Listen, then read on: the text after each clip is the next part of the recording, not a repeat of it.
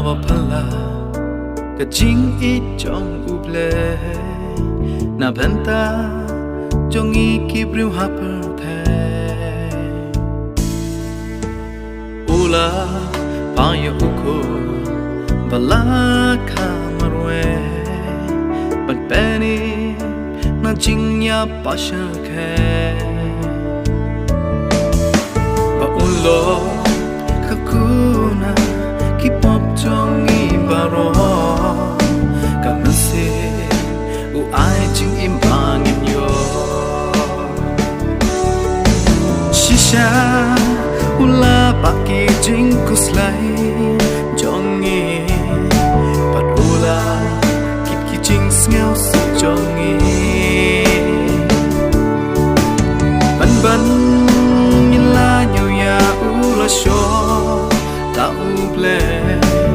henre jing rừng kang jongi lam pun mong ya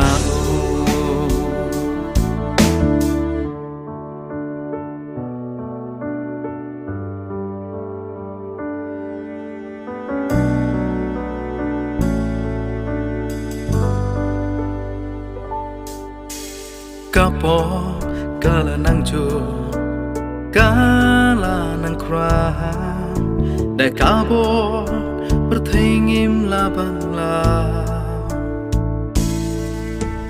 halo ka tingna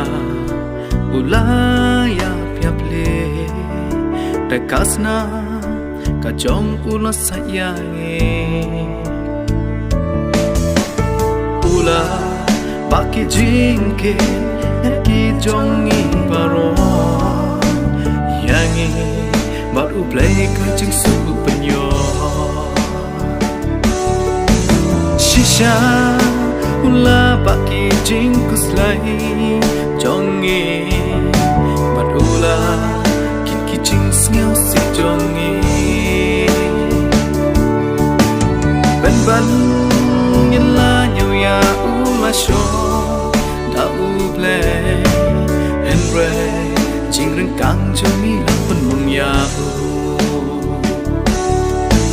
shisha ula baki jing kuslai jongi badula ki jing ngao si jongi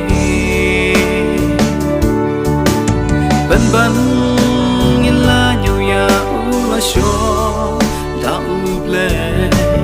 henre jing rừng kang jongi lam pun mong ya henre jing rừng kang jongi lam pun mong ya